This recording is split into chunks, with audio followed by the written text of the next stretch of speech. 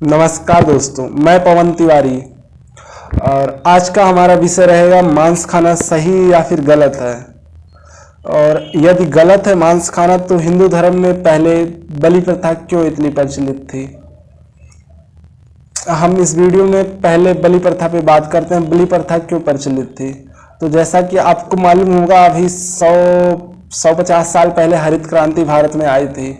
उससे पहले भारत में जितना अब अनाज उपज हो रहा है उसका 1/4 भी नहीं होता था। तो भारत में इतनी अनाज की पैदावार नहीं थी कि जिससे लोग शाकाहारी रह सकें। तो स्वाभाविक बात है कि सभी लोग शाकाहारी नहीं रह सकते हैं, तो पेट भरने के लिए उनको मांस का सहारा लेना पड़ेगा। इसीलिए पहले के पूर्वजों ने हमें बलि प्रथा से एक एक तरह का संदेश दिया था, जिससे लोग मांस खाने से कतराए नहीं, जीवित रहने के लिए मांस का यूज कर सकते हैं। तो बलि प्रथा एकदम सही थी अपने जगह पे।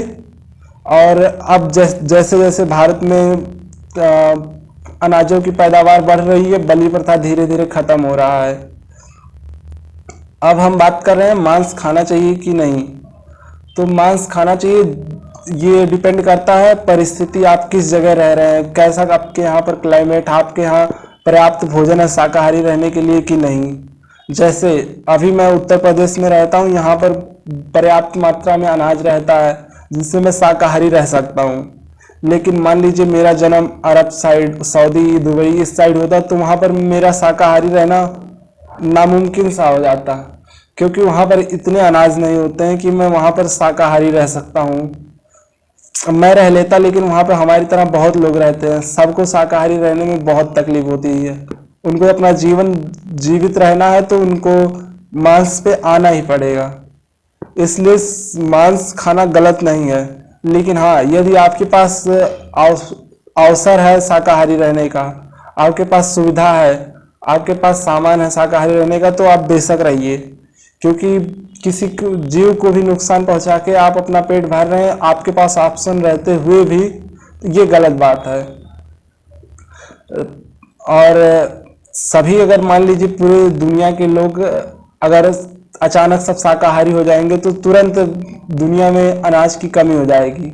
लेकिन आपके पास अवसर है तो आप शाकाहारी रहिए। मैं भी एक शाकाहारी हूँ और नेचर ने हमें इस तरह बनाया है कि हम शाकाहारी भी रह सकते हैं, मांसाहारी भी बन सकते हैं, सर्वाहारी बनाया हमको।